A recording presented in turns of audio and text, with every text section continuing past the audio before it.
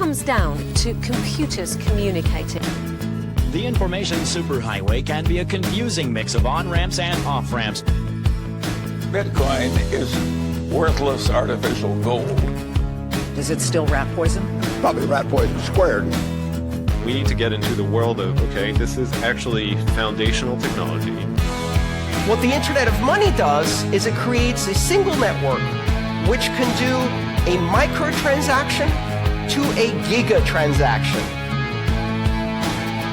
The Internet is going to be one of the major forces for reducing the role of government. The one thing that's missing, but that will soon be developed, is a reliable e-cash. Alrighty, welcome back to Final Settlement. Today is June 2nd, 2025. Today on the show, I'm joined by my co-hosts Liam and Michael, and a very special guest, Pierre Corbin, CEO and co-founder of Flash, portfolio company of early riders. Very glad to have Pierre back on the show. How you doing, sir? Hey, yeah. Hi, everyone. Thanks for having me back here. Doing really good. Still recovering from your Vegas trip, I would imagine. Yes. Jet lagged, perhaps? Jet lag, can't sleep all night only. And it's horrible because, so I live in Poland, right? And sunrise is at about 4 a.m.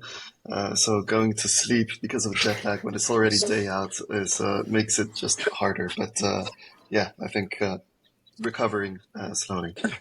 Guys, yeah. I think I figured out the hack is, so for next year, we probably don't go to the conference again, especially because it's in Vegas, but we have folks on from that were in Vegas right after, and then the following week to recap and talk, because we had this really great recap with Tim on Thursday that came out Friday, and the comments were really helpful or insightful in that they like to be able to recap it and not necessarily have to go through the travel. So Pierre, if you're going to be there, maybe we'll have you on a year from now and we'll recap what the latest is going on.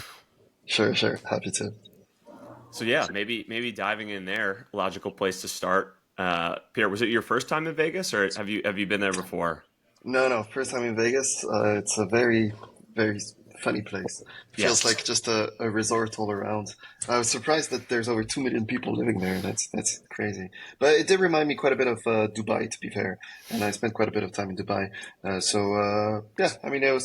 was just more of a pure holiday vibes, whereas Dubai is more real life as well. Yeah. So any sort of key takeaways from the week, discussions you had, any alpha you want to leak, different conversations with folks? Yeah, so I mean, generally speaking, it is a lot of what at least my feed shows on Twitter when it comes to the conference. A lot of as we call shitcoining, not just Bitcoin focused topics. Which, I mean, is fine, I guess. There's a bit of everything, at least it brings people over to these topics. But, generally speaking, everyone has the opinion that, of course, Bitcoin won. And I agree that Bitcoin won. I even talked, with so he's an old friend. He's called Plamen, and he's the person that leads the Bitcoin community in Bulgaria. And he said that he feels missionless, without a mission anymore, because Bitcoin kind of won, and you can really get this vibe at the conference. But I think what matters is not Bitcoin that now the U.S. government is trying to push, because this is all full custody Bitcoin. Let's not forget what Bitcoin is actually trying to solve, which is the fact that you can be responsible of your own money and not be dependent on a third party, which is what both. I mean, us together, early riders, Onramp, Flash, we're working on, of course. So I was there a lot trying to push people as to, yes, wait, but this isn't real Bitcoin. This is just the equivalent of the traditional financial system on a new asset class. Let's not lose the mission here. I feel the conference is a bit all over the place when it comes to that. Yeah. It's a little unfortunate. I don't know who you referenced, but who said that, because it kind of reminds me, and bear with me, it's like the parallel. When people say, if you're depressed, just go help somebody else out. Like if somebody's depressed, they're thinking about themselves too much versus you just go out in the world and then that'll go away. It's very similar to like that notion. It's like maybe it's figured out for the individual, but when you think about from store of value for 8 billion people or payments that we talk about and being able to receive across the world, there's still like an insane amount of work to be done. And then one of the things that stood out, I think it wasn't until after the conference, and I think it was Jack's mom, Brooke Mullers. I think she had a tweet that was showing the 2000 or 10 years ago, whatever that was, 2015, with Antonopoulos sitting in Texas blockchain or Texas Bitcoin conference. And he said 10 years from now, there will be 30 to 50,000 people, similar how the internet was. And it was kind of prescient that that stood out there. The only other thing to share about the Vegas stuff, I guess it makes sense from a continuity perspective, because we've all been to like Miami and Nashville, and the crazy amount of logistics and travel versus being able to be in a like consolidated area, definitely helps. And I think the infrastructure from Vegas, independent of kind of the fiat vibes that it reels off. I think it's just or go ahead. No, just saying, it's just really big, and to be fair, it was very well organized, right? So I think being able to organize something at such a big scale is quite impressive. I mean, I didn't attend J.D. Vance's talk. I didn't feel like lining up at 5:30 a.m. But I hear it was very packed. I did arrive right afterwards, and just as everyone was exiting the main room, it was pretty crazy. No, so organization was on point though, that's for sure. Nice. Yeah, well, maybe there was a few sort of announcements. It's funny because there was, obviously a lot of focus and talk about Bitcoin treasury companies and, mostly looking at Bitcoin as a store of value, reserve asset. And I think that's also been a lot of the rhetoric from, the JD Vances of the world, the government policymakers, the way they're looking at Bitcoin. But at the same time, there was also, a number of announcements and progress and development on the payment side of things, and that's sort of where you spend most of your time focused, Pierre. I'm curious what you made of some of the announcements on that side of things. Square had a few announcements around rolling out, accepting payments for all of their merchant terminals. There was another very interesting announcement around some of the work that they're doing on Lightning specifically and their routing node that's generating a 9.7% annual yield. Curious what you made of some of the medium of exchange type announcements that happened, which I think given the crowd there, very TradFi focused, probably some of it got lost in the sense that there is all of this focus on Bitcoin treasury companies and as you put it, not real Bitcoin. So curious what you made of all that. Yeah, so I think definitely the announcements by Square, at least to me, were the most relevant, the most important ones. Because, everything else we've kind of already heard before. Having a strategic Bitcoin reserve is kind of the thing to do right now, which is just interesting to observe. And I feel it becomes less and less, mind-blowing compared to when MicroStrategy started doing it. It just feels like a very trendy thing. And it even kind of gives the vibe of this is, it could be an event around this that will point to the end of the Bitcoin bull run, which would be kind of, just speculating here, but yeah. And, but essentially, I think there's two things around payments that I think are pretty interesting. First of all, when it comes to Square, I think the fact that they're now integrating Lightning payments for all of their merchants, this is just amazing. Simply because, of course, it makes the Lightning Network more accessible. All of these merchants are now people that will also have direct access to Bitcoin. This will, of course, encourage more people to spend in Bitcoin. And I think this is generally good news all around and for the entire industry and for the payments industry as well. A lot of the feedback that we get is that most people, when they buy Bitcoin, they first go on some Coinbase, and then as they get educated, they go and look for other options that can protect their funds better. Like I suppose that's also how it works with Onramp. And the same thing is true with payments, right? A lot of people, they start with the basic ones that the big names that everyone understands. But then as they get more educated and some data sometimes is leaked here and there, some funds are lost here and there, they kind of want to start looking at other options. And this is where, Flash is a very logical next step for such companies. So, I think generally speaking, Square accepting Lightning payments, that's very, very welcome.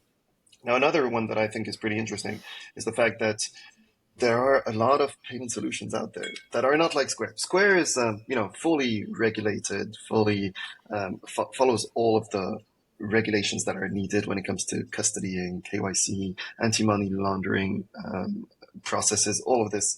And there are a lot in the space that are custodians and do not do that. And it's just interesting to observe and kind of raises the question, what's going to happen next? I know, Steak and Shake, for example, they were at the conference as well. They had a booth. They're using a competitor of ours that is they're based out of Dubai. They don't KYC, they don't AML.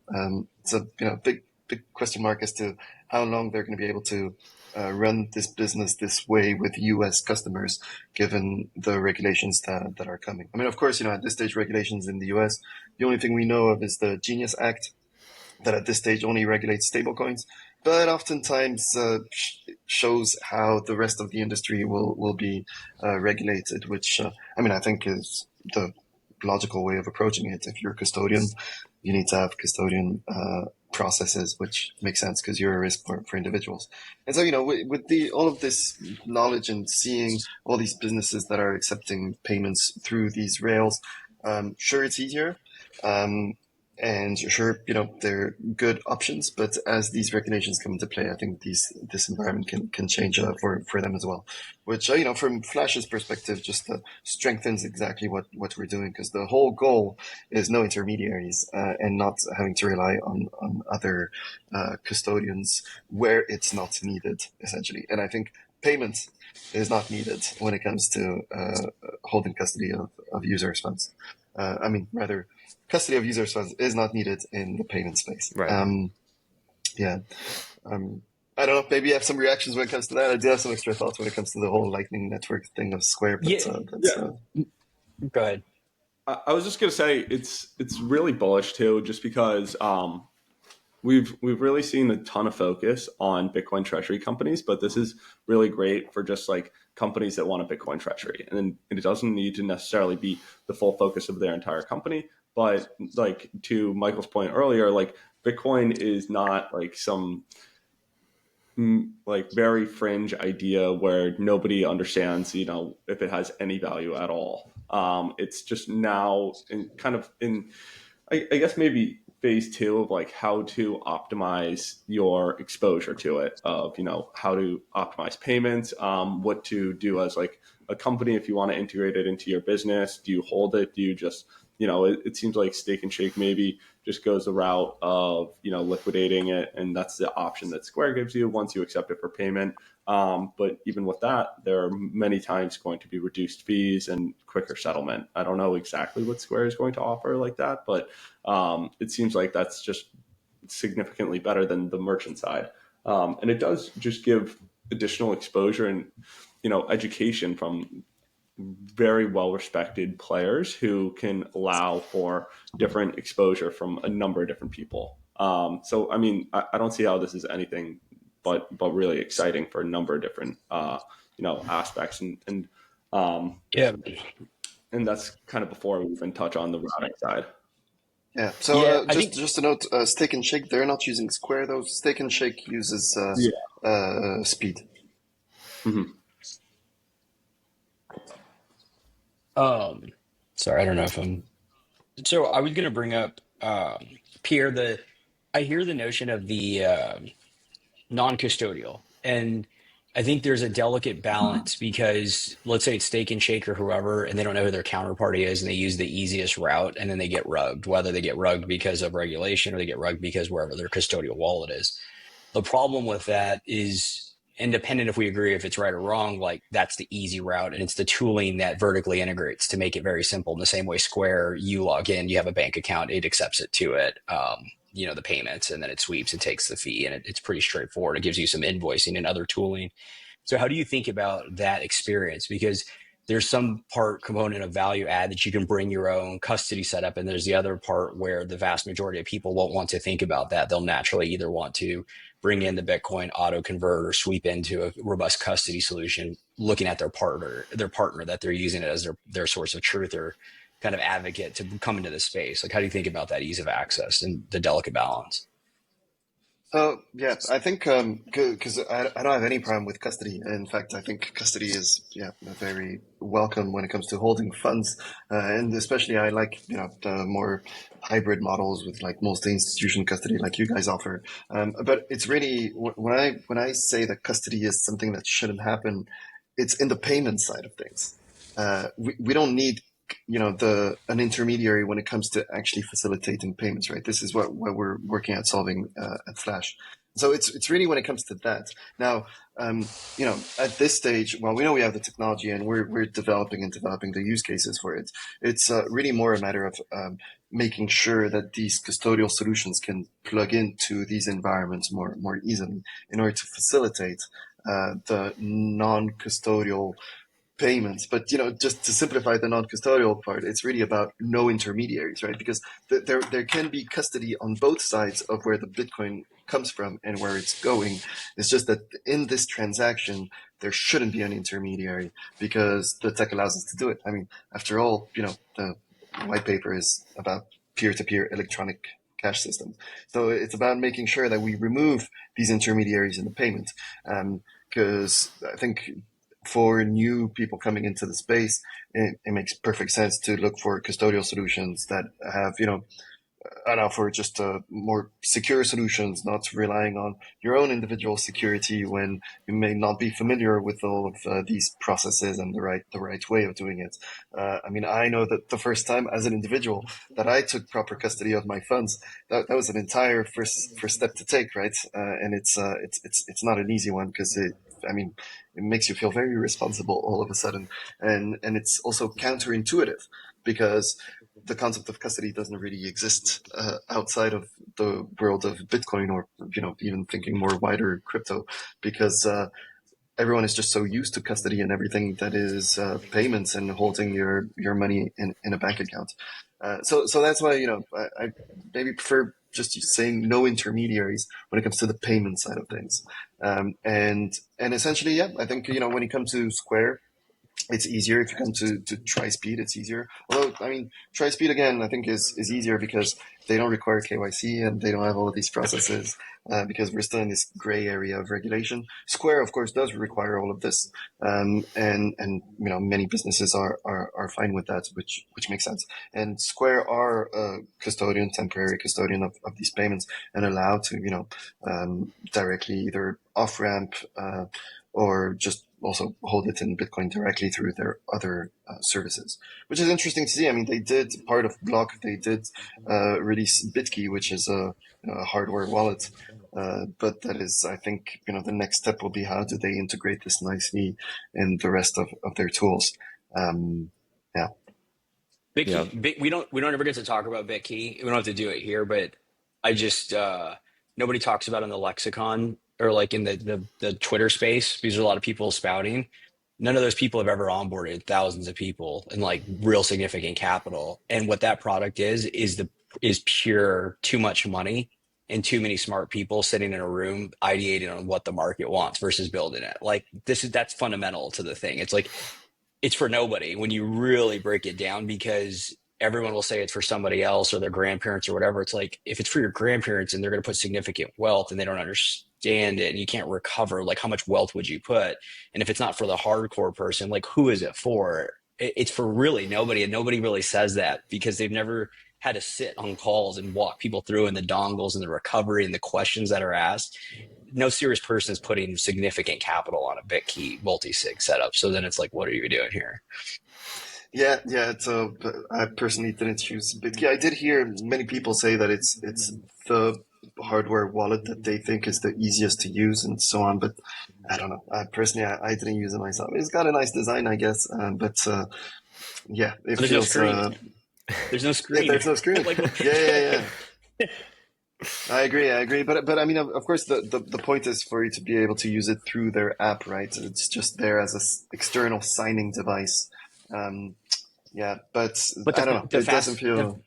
The fascinating part is like we stay so close to the space. The past 2 weeks, it just came out. Ledger Live had a malicious, software download, whatever. Like So how like they're not going to come up with a different app or a side load? Like you can get somebody's phone overnight, swap out the app, and then sign. Like there's so many different attack vectors if you aren't able to see it from an external device. Yeah. Which goes back to then it's just for fun, and if it's just for fun, just put it on a single say cold card and call it a day. Yeah, no, it's more secure, and you can see it. Yeah. Definitely. I mean, in the end, you have to be able to validate, including from the device, that you're sending to the right address as expected. Because yes, the attack vectors, if you don't see all of a sudden, I mean, yeah, you can really get trapped easily.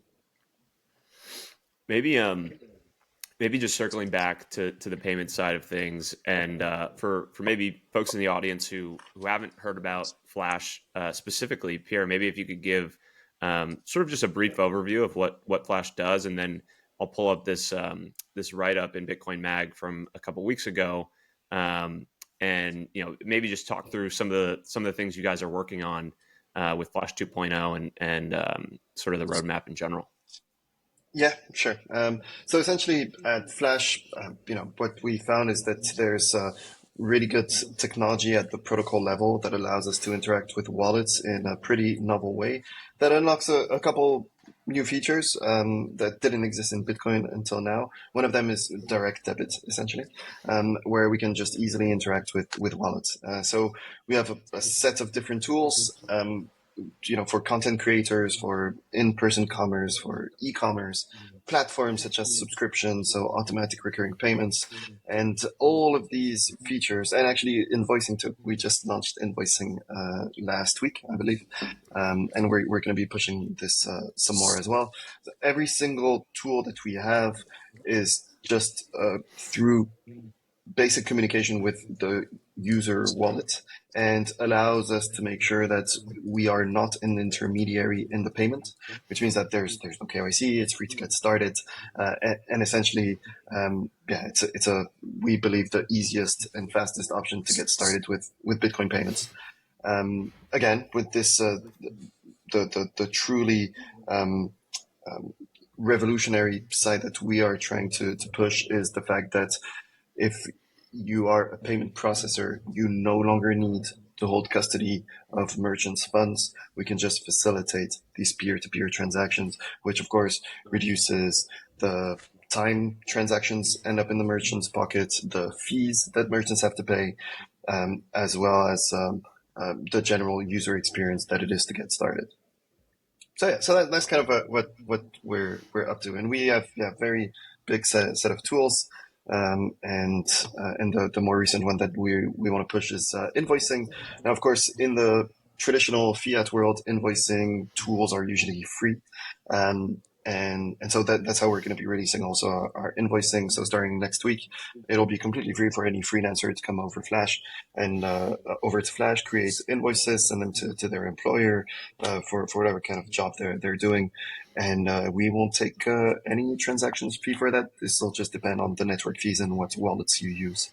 Right. So we also have a wallet that is right now in beta, so it's still in test flight. And next month, we hope to be able to release it on the app stores. So full self-custodial, again, we do not want to hold anyone's money, touch anyone's money, whether, the wallet that they earn to, or even how they earn in this flow of payments. Right. Yeah. It's an insane, tool set, or there's a lot of tooling and a lot that's been added. I was looking over yesterday. Curious, Pierre, like is it a fair categorization? There's like two parts to the business in the sense that there's like merchant tooling. Somebody can onboard, get access to these robust different tool sets for integration into like WooCommerce, Shopify, and then create the invoice, naturally figure out. Curious on like exactly the flow around custody, because that's still the thing that I like harp on, is if there's not a direct version of what they can do that's robust, that's a point of friction in my mind. But then the second part is around Nostr Wallet Connect and bringing a whole layer of other native aspects to payments that have historically not been there when it comes to subscriptions and pooling. And is that fair to separate them? Or I know they merge in some respects, but I feel like they kind of have two different either use cases or areas of your business that are like from a technology stack. Yeah, so definitely. I mean, at the heart of it all is always Nostr Wallet Connect because this is the tech that we use to be able to interact with wallets. Now, if you think of it in the most basic way, it's just a shared API among all compatible wallets, which is now becoming quite the standard as most new Lightning wallets are releasing with Nostr Wallet Connect integration. And essentially it allows it to directly communicate with the wallet. So how it works is whatever checkout you have, so it can be our e-commerce checkout, for example, well then the customer is redirected to our hosted checkout page, and there we will show a Lightning QR code, so a payment request. We're about also to release also support for on-chain payments, so that'll be both on-chain and Lightning paid to the same wallet, and essentially these payment requests that appear on screen are generated by the merchant wallet directly. So it is not a payment that goes to one of our wallets and we redirect. It's a payment that will go directly to the merchant, which increases a lot of security for the merchant and also allows to create this direct relationship, in fact, between the customer and the brands they're buying products from. And this is true for everything. Now, one thing where we're also making a lot of changes thanks to Nostr Wallet Connect is through backend payments. So if you think of traditional payments in the Bitcoin space, there's usually a QR code and you have to scan the QR code from your phone and you have to confirm the transaction, and this is how the funds are sent.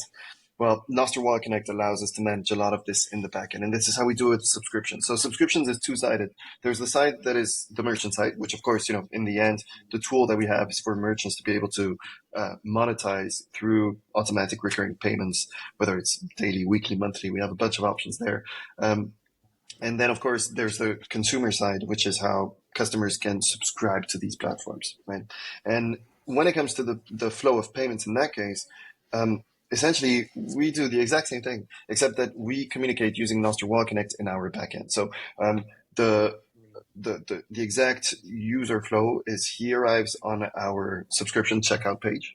He chooses his plan, depending on what the merchant set up. And when he chose his plan, he needs to verify his email address, pretty basic kind of 2FA. And then instead of scanning a QR code to make a payment, he has to connect his wallet.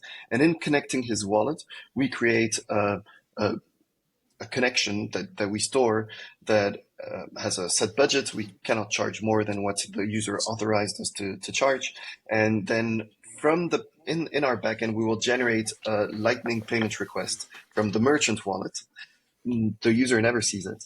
And then using the Nostr Wallet connection of the customer, we're going to pay that invoice that was generated by the merchant. So we're also facilitating a peer-to-peer transaction, but the actual transaction doesn't happen in the front end. It is purely in the back end. And then, of course, how do we get paid in the process is leveraging the same direct debit approach. Is after the merchant got paid, well, then we can trigger a payment from his wallet to ours. And so the flow is the same, is rather than interacting with the merchant wallet directly, we interact with the Flash wallet. We generate a payment request, and then we get the merchant to pay this in the backend, right? So there's two backend payments that happen, allowing us to not be an intermediary in the flow of funds. We really just take a service fee because all of this happened through our platform, which is, I think, the way forward. Of course, for payment processors, because it is so easy to do and is instant now compared to the fact that it was impossible up until now. Now it has just become, well, not necessarily easy, I'm not going to lie, but it became possible at least. And so we're unlocking these use cases. And I think it goes beyond just subscription, it goes beyond merchants. I think it can go to all kind of peer-to-peer payments in any platform. And I think that's what we're going to start seeing little by little. Yeah, let's talk about some of like your interesting. It can be even be like moonshots, but to back into that, where you're thinking where it can go is you reference had been historically impossible. So the first thing my mind went to anybody listening or here is like if you don't use was it like Molvad and some of the VPN providers that require Bitcoin payments, you generally end up like tapping out unless you're going to, if you're going to pay in Bitcoin, because every month you have to reset it or you can pay for like 3 months. But then my mind went to, well, what other use cases or globally that somebody wants to accept Bitcoin on a reoccurring basis and that they never did. So they either just didn't offer to a segment of the market or never opened up Bitcoin, because you would imagine you probably lose, a conversion rate if somebody goes in, signs up for Bitcoin for 1 month, and then you never see them again because they just didn't. That's what would happen with me with multiple VPN providers. But then it kind of ties into this notion we've talked about a little bit before of it's like the growth of the internet was around like Metcalfe's law, which is the Ethernet or like amount of connectivity, and then Moore's law, which is lowering the cost of semiconductors and just technology. And those together is what kind of created the modern day kind of like proliferation of technology. And then if you take that to where we're at today, it's AI and Bitcoin, where AI is the version of Moore's law. You can do more with less. And then Bitcoin is, the Metcalfe's law. You're able to, basically connect everyone that hadn't been. So you take all those together, and this is what kind of leads to where do you think, what are some interesting examples of, whether it's what you were referencing with Nostr Wallet connecting the connectivity that just hadn't been done before, or it's not even that haven't been done before. It's like just opens up more of a market where somebody could have been in Poland and only offered there because they couldn't get a U.S. bank account or couldn't offer their goods and services or technology stack to U.S. citizens, Latin America, now just completely change. What are you seeing or thinking about? Yeah, so I think the use cases can go really quite crazy moving forward, because Nostr Wallet Connect, of course, makes these things easier and more interoperable. Especially, I think this is the more important part, is the fact that it's interoperable, and of course can allow the automation of payments in self-custody, so without intermediaries, which means it removes friction of needing KYC on a bunch of platforms and so on. But also it's microtransactions, right? So the fee that we take, if someone is selling a product that is $1 worth, well, we can still capture a fee because we're talking of microtransactions, and I think this is the concept that can scale really big time. So I guess we must have spoken about that. So Flash was a spin-off of a previous project that we were working on called Nostr Eggs originally. A horrible name.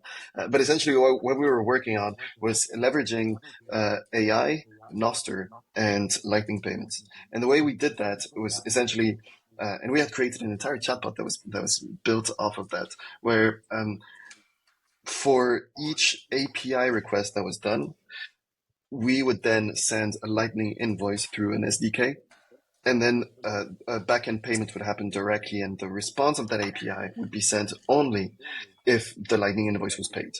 And this is in fact how we started really using Nostr Wallet Connect, and when we realized the power of it, because all of a sudden, we were originally using two technologies in the Lightning space of Lightning addresses and Nostr Wallet Connect. We had them both together.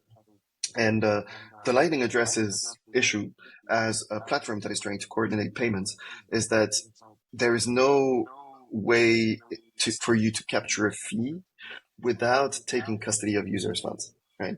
And this is when we realized actually we solved this problem with Nostr Wallet Connect. And when the week we released Nostr Eggs, we also thought we should change, and this is when we should move on to Flash.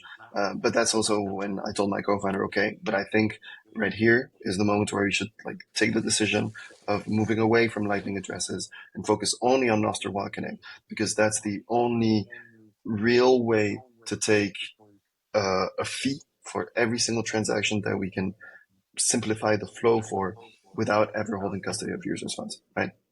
And so if we were to recreate this entire API payments platform, which we do plan on recreating, then we would do it using Nostr Wallet Connect because it is so much easier. In fact, and I don't want to get too technical either, but there's this big project called L402 that is essentially doing that, created by Lightning Labs. And I think it's just a complicated way of doing it. You have to lock up some Bitcoin and give temporary access to a third party so that he can just take this Bitcoin whenever he needs from this locked up Bitcoin, essentially.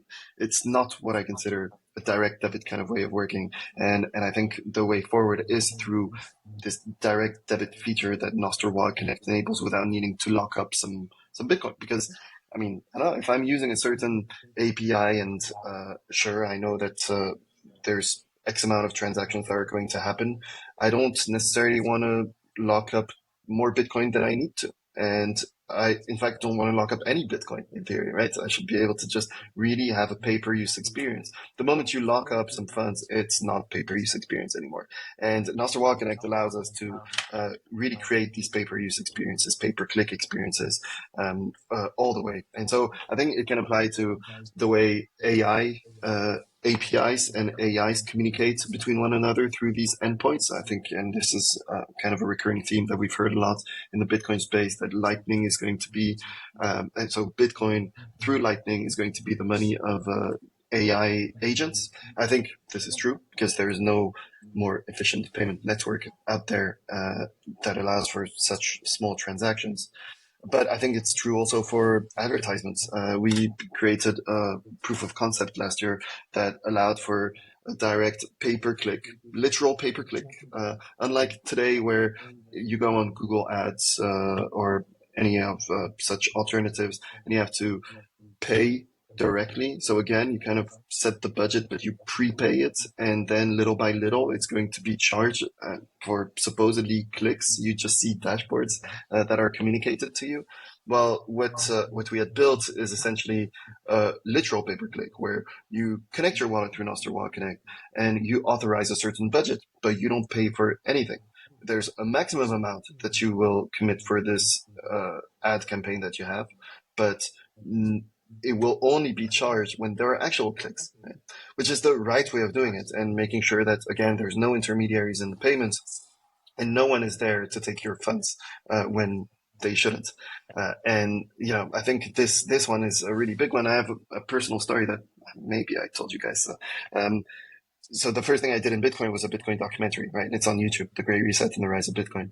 And so it buzzed quite a bit, and so very quickly I was able to monetize the channel, which as soon as I could, I did.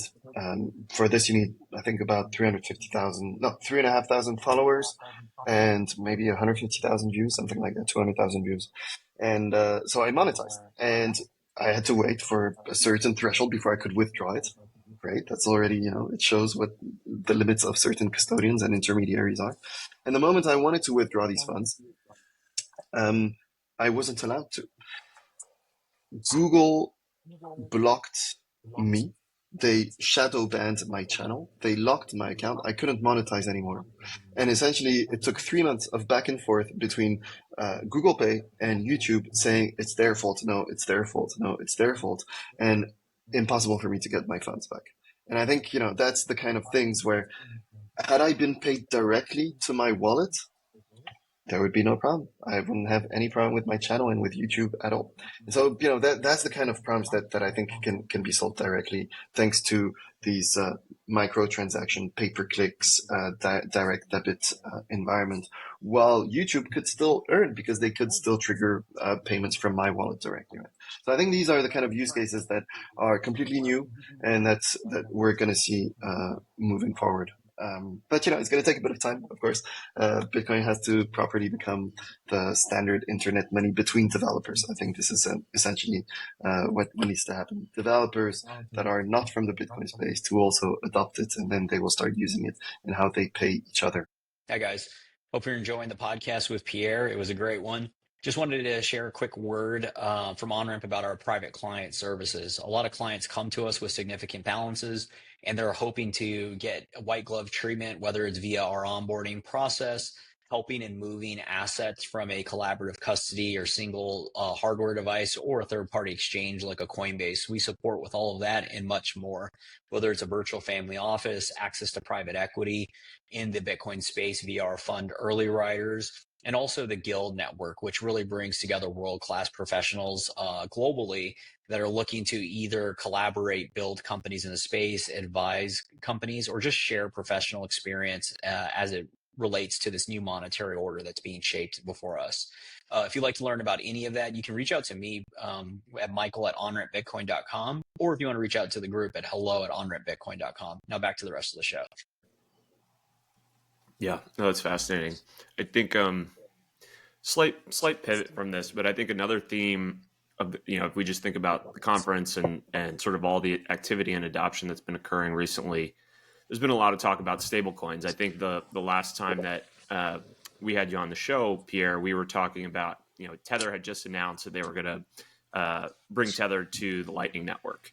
I'm curious to get your thoughts, updated thoughts on one, sort of like user proclivity to use stablecoins instead of like actually spending sats, and where you see that sort of evolving or developing as Tether in particular gets more involved on the Bitcoin and Lightning side, and also just general thoughts on what were the conversations from last week around people building around stablecoins as opposed to just building around sats of Bitcoin. Pierre, before you jump in, we have about 30 minutes, and like I don't know where Brian else wants to go and Liam, but I've been fascinated recently about the stablecoin proliferation, and I know you had a background in your consulting days and looking at flow of funds and interchange. So if you need to start from the top, just curious in general, like your thoughts around stablecoins, how they fit into this global landscape, and if you want to jump directly to Brian, but we can spend some time here because I do think there's a lot to cover. We're seeing a lot happening in the banking system in the U.S. and then also globally to touch on. I'm curious to get your thoughts. Yeah. So, generally speaking, I think stablecoins they're a great bridge for people to get into this space because you can allow people to interact with US dollar equivalent stablecoins. I'm thinking mostly US dollar because there are some other stablecoins, but I don't know. They're not really used that much. It's there isn't the same liquidity. So I think USDT is what matters, USDC as well, but mostly USDT is kind of the gold standard of stablecoins. And I think, they're great to bridge the gap that exists between the traditional world and the Bitcoin world. And their utility is essentially what we're seeing, right? A lot of third world countries, they want USDT because it allows them to save in dollars, which is the currency everyone wants to save in, as opposed to, every other currency losing value faster than the US dollar because these are the general dynamics. So everyone wants US dollar. Not everyone can get US dollar, but everyone can get USDT. And I think this is very, very interesting. So being able to see this environment grow is very important. Now, one thing to keep in mind is, of course, the fact that holding USDT is not holding Bitcoin. And sure, the US dollar loses value slower than any other currency, but it still loses value. And holding Bitcoin, if someone is thinking more long term, is kind of the approach. I think that makes more sense. Now, when it comes to also bringing this into the Lightning Network, it's the most efficient payment network, the most private, and that is really growing in the Bitcoin space. Anything can be added now to Bitcoin. Anything can be added to the Lightning Network thanks to Taproot assets. Now, Tether, sure, they're announcing and re-announcing and re-announcing. When will it come out?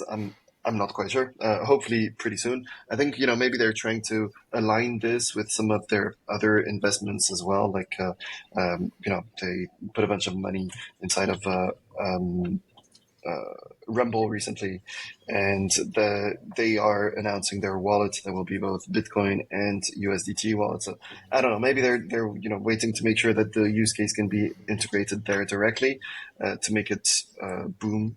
But I welcome it, to be honest. I think it's a good move because it will simplify the onboarding to Bitcoin as well on the most efficient payment network that exists right now in the world. So I think it's just interesting to see how their entire model is going to work compared to sending Bitcoin over the Lightning Network, because there is the concept of liquidity on the Lightning Network where all the nodes where these payments they hop through, they need to have the liquidity of the transaction that is going through the node. How is this going to work with USDT? Because no node currently has USDT on Lightning. So is every single node going to have to also add this in order to be able to be a node that routes these payments? I don't know. Maybe they're going to use sats underneath to be able to pay for the routing of these payments. But then problems, I think user experience problems might come into play where if you've ever made a transaction on any other blockchain that uses USDT. So, for example, I tried paying once developer in USDT over Tron because Tron is the cheapest network right now to pay through USDT. Well, it's a bit of a pain because sure, one thing is to have USDT and you can make this transaction, but in order to be able to do it, well, you need to actually have Tron. I do not care for Tron at all. So, I'm okay buying the USDT on Tron to send it, but just buying Tron in order to be able to make this transaction is very, very painful. And, for people that just want to be able to spend in USDT, if they face the same user experience problem because all of a sudden they need to have USDT and they need to have Bitcoin, it means that they need to also go buy Bitcoin when they might not care about it, right? So, the question is, is this something that will be solved by the USDT routing of payments, or will it be solved by the nodes themselves and how they route these payments? That's the kind of question that I still didn't get an answer to, because we didn't have let's say mainnet, so production ready version of USDT transactions over the Lightning Network. So question mark there, to be honest. But I think it's pretty exciting, especially that what I feel is missing in the world of USDT payments, and we're facing this at Flash as well. So our wallet is using the Liquid network, and it means that there's a bunch of assets that are available on Liquid. I don't care for most of them, but there is USDT. And that's cool because we could offer already today, and we wanted to offer USDT balances and support directly inside of Flash. But the issue is that who uses USDT on Liquids? No one, literally, right? And so then, in order for us to allow merchants to be able to accept payments in USDT this way, well, then it means that we would need to allow for the conversion from different USDT from other blockchains into USDT on Liquid. But then, how do you do that without introducing custodial solutions, which we are trying to stay away completely? Because there are solutions out there like SideShift. SideShift is great, very well integrated with the Liquid network as well, and we'd be able to do that. But they are temporarily holding user funds, and I think could be categorized in the future as money transmitters, and it would put at risk our entire platform, and users that do not interact with it at all, do not care, they would also have to KYC through us, which is what we're trying to stay away from.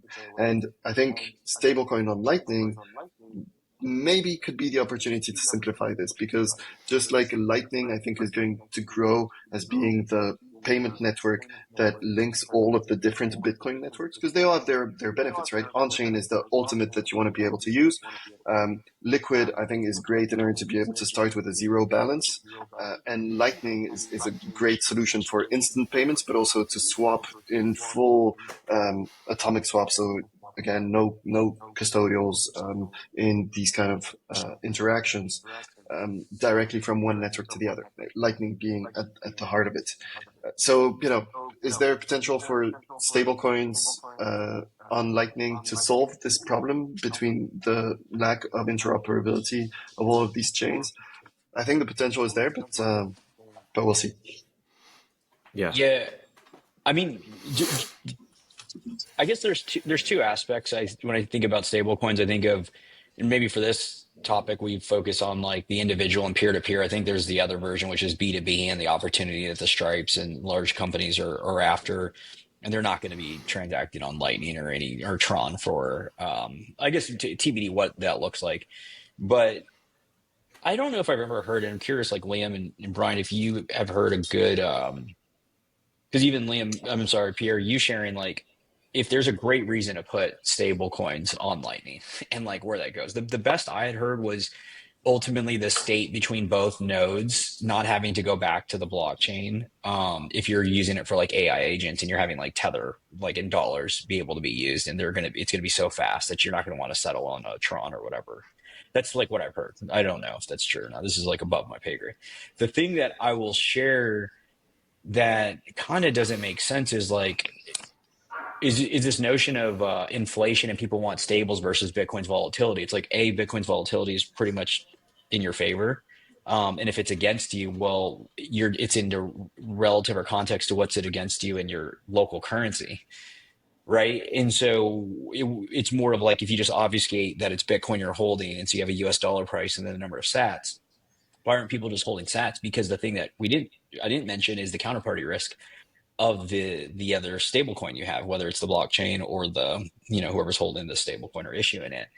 So all that gets bypassed. It almost feels like just like an education thing where people are just like, why am I holding stables versus just buying the sats and then being done with it and reducing all of that. And that's a much global liquid network. Well, there are two things there that I think are worth pointing out. One is the privacy of the Lightning Network versus the other chains. And, it's interesting to see Palmer Luckey invested in a different stablecoin that has no product market fit. Like all these defense guys just understand that like the flow of capital and like understanding the data of every user is definitely something that's of strategic importance, especially for, a stablecoin issuer that's going to be buying US treasuries. And then number two, with respect to, just holding sats versus USDT, I completely agree. But I've also, been in Bitcoin for a little bit of time, understand this deeply. Most people are they're very risk averse and think that, Bitcoin just is way too volatile for them. I understand definitely the, working capital needing at least some amount of USDT if you're in one of these countries where you have, specific costs that you need to meet every month, and Bitcoin could potentially be too volatile. But yeah, every time you have excess savings, it just makes sense to automatically sweep them into Bitcoin as long as you have enough capital that you can meet your working capital needs. I think that there's just so much education that needs to be done, and a lot of this is just like focused on the US where we have a bunch of savings, but in the emerging countries where this isn't necessarily or there's not quite as much education, but there's more demand for these stable coins. It's just not quite there yet. Yeah, those are good points that like I didn't, discounted that Tether has a global brand like the dollar now. And so you're much more likely to trust Tether than to trust Bitcoin if you're in an emerging market for a lot of people.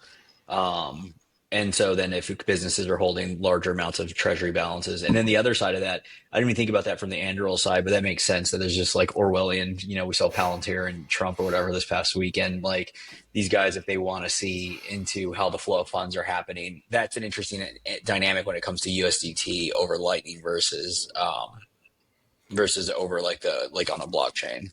Yeah, 100%. So Go ahead, Pierre. Yeah, so again, that's supposedly, right? Because we don't exactly know how this is going to work, right? And so supposedly will be just as private for USDT over Lightning as Bitcoin is over Lightning, but we don't know that yet. That's kind of the thing because there is also regulation around stablecoins coming to the US, and that's a big question as to how this will be handled and how this actually because there will be always privacy in how the routing of these payments happen over the Lightning network. But it won't be sats moving around the Lightning network. The Lightning network will be the communication layer to forward these transactions. So we still need to see exactly what does it look like in terms of privacy at the whoever is initiating the transaction and whoever is receiving this transaction. And I don't know this yet, That makes sense. It's like Tor. It's whoever the nodes are that are, if you're coming in and out, are where you're going to have the vulnerabilities. And it's pretty much going to be like Tether running the nodes. Yeah, essentially, right? Our agencies that just, are looking to understand. I think at this point, they're pretty much the same. So we're good there. Yeah. Now, I mean, I know that there is, of course, a lot of work that is being done in the Lightning space, but that's where I don't know how this applies to USDT, but there is a lot of work being done in the Lightning world to make sure that more privacy is added than what currently exists. The goal being that the routing nodes don't know who is the end recipient and who sent this Bitcoin originally. They just know who came before and who the funds are going to after. So this is great. If a similar model can work in USDT, well then, yeah, I think we'll be good. But again, it's not sats flowing over Lightning. It's USDT flowing over Lightning. So I suspect it'll work in its own way with Tether at the middle of it. The beauty of all this is like, and I think we all directionally agree, like the cat's out of the bag. It reminds me of the internet, right? The internet's out, free information will flow. And so I think that's why I get excited or I think about stablecoins is it's just the gateway. We saw like a small example with Tether and Bitcoin and the pair and what it allowed people to get into BTC. That now this is becoming, again, it's very Orwellian, but it's also opening up the aperture of the average individual that money is digital. And so the thing we didn't touch on here is like if somebody's coming in digital, then they can get into Lightning. Well, then it goes back to the eCash component. And if you have all these different aspects that are starting to tie together, because the cat's out of the bag when it comes to stable getting access to Bitcoin in the same way of Lightning getting access to eCash or a proxy dollar, like entrepreneurs are going to figure it out because the common thing you mentioned, the Genius Act, is the banks and giving yield back. And like they don't historically do that. And that's like a thing that they're trying to put in or keep out.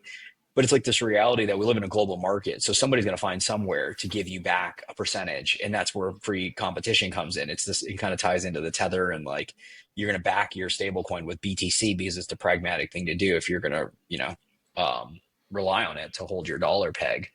And so that free market example is similar. It's going to come over to Lightning and eCash, and somebody's going to figure out a way to keep a static dollar. They're going to have credibility.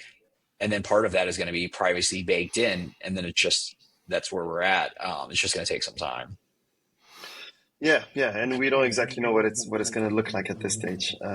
But I mean, I think I'm quite hopeful. I guess maybe naive, but hoping that it's only going to bring more adoption to the Lightning Network and more liquidity as well, right? Because of course it's in Tether's interest to make sure that the Lightning Network is more used.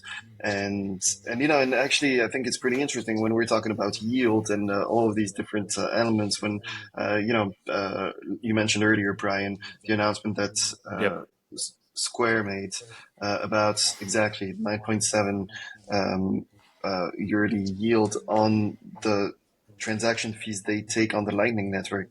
I mean, to be honest, I was shocked when I heard that. Isn't this so much cooler as a strategic Bitcoin reserve strategy than just holding it on some, wallet and sleeping? Like, at least it can be put to use directly on the Lightning Network, generate yield while, being secure and locked up in multi-sig contracts for you. I think that's maybe cool. Maybe for folks who don't understand what I have on the screen here, can you break down like kind of what this means and why it is sort of an important step in the progress of Lightning Network generally?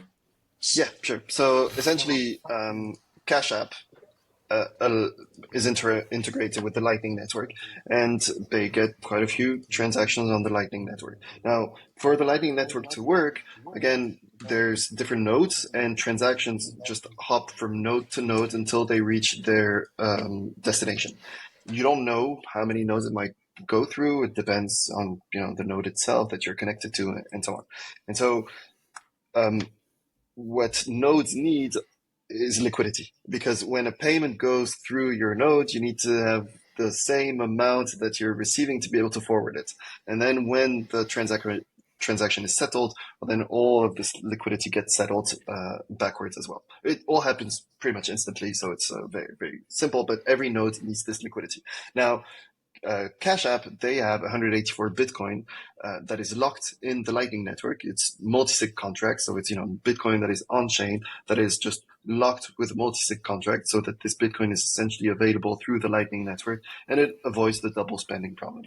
And essentially, for each single transaction that is routed, nodes, and that's optional, in fact, in how you set up your node, but you can take a fee for routing this transaction, and it's just a few sats, or depending on the node, the price can go up. You can set it however you want. And so Cash App, obviously, they're taking a fee, and this fee means that because their Bitcoin is locked up in this multi-sig contract, so it's available in the Lightning Network, whenever a transaction happens, their liquidity is being used. Therefore, they take a fee for the usage of this liquidity, and it allows them to earn 9.7% on the Bitcoin that is locked up, which is pretty crazy because, I mean, what kind of instruments give you 9.7%? And in theory, this number can only grow over time if they keep on increasing the amount of transactions that happen on their nodes and the amount of liquidity that they have through it. So I think it's just very interesting because rather than the strategic Bitcoin reserves where people just lock up Bitcoin on, an on-chain address, well, instead they can lock it up and give access to more liquidity on the Lightning Network and get a really nice yield along the way.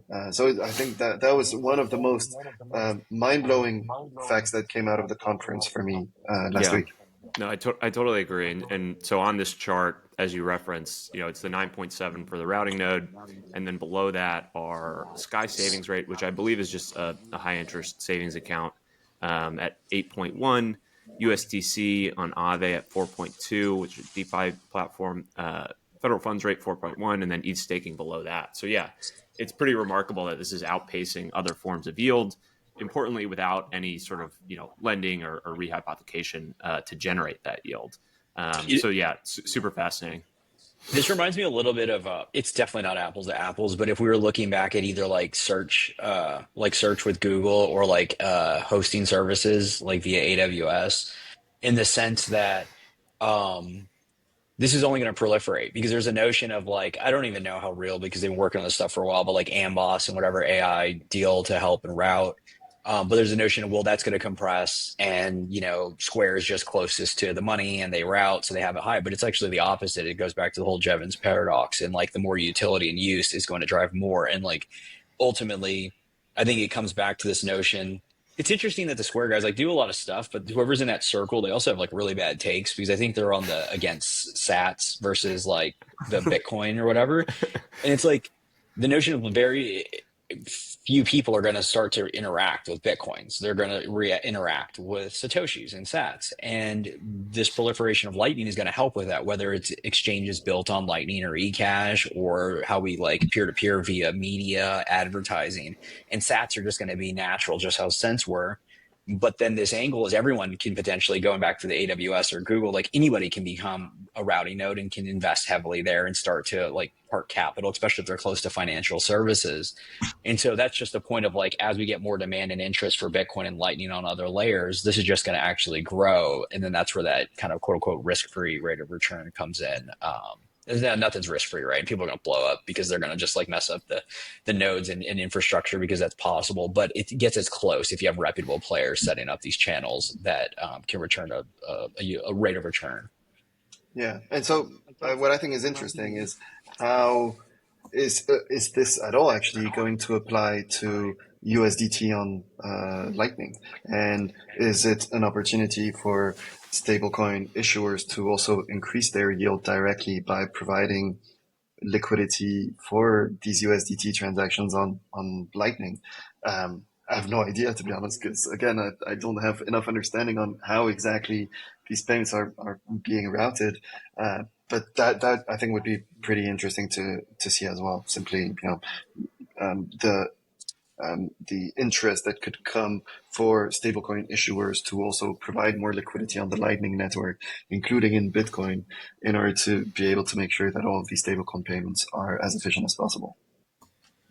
Yeah, I mean, I'm assuming Lightning Labs has something because I know we're kind of walking around in the dark here, but I feel like Lightning Labs and the implementation around these nodes has described some of like how because there's an implementation, right, that you would need to run.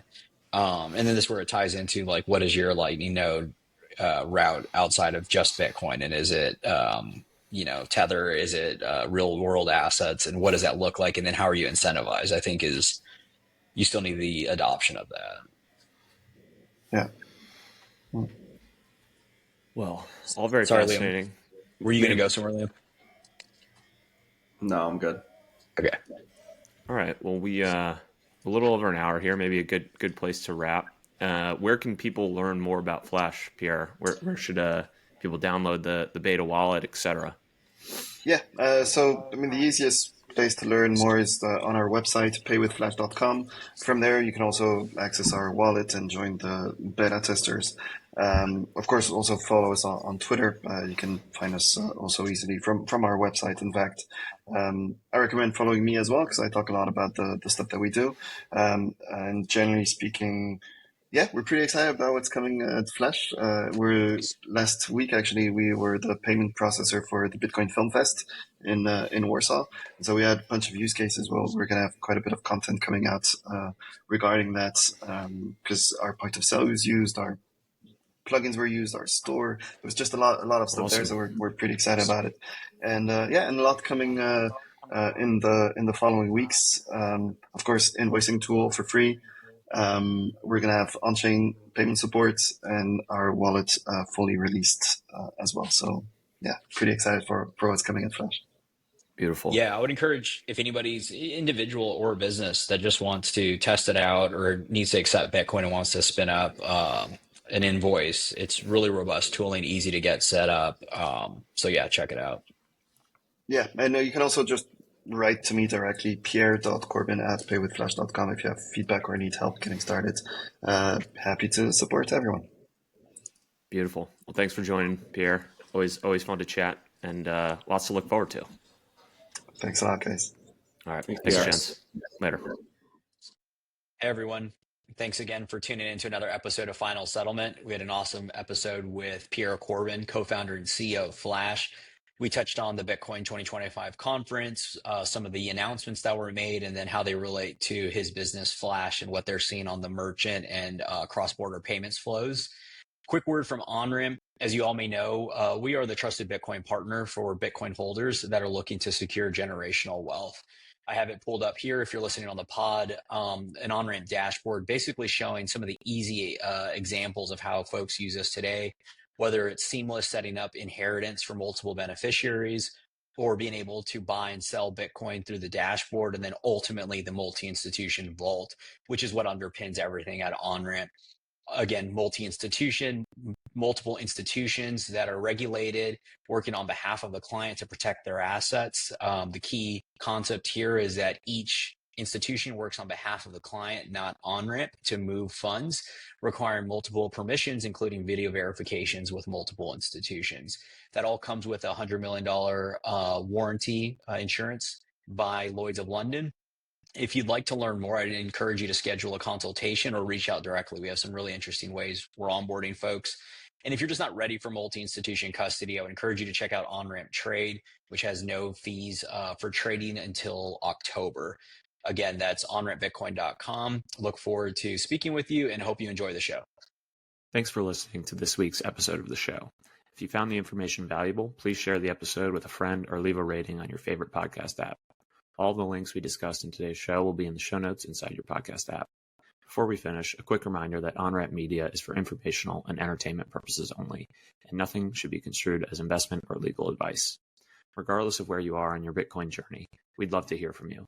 Visit onrampbitcoin.com/contact to schedule a consultation with one of our private client advisors.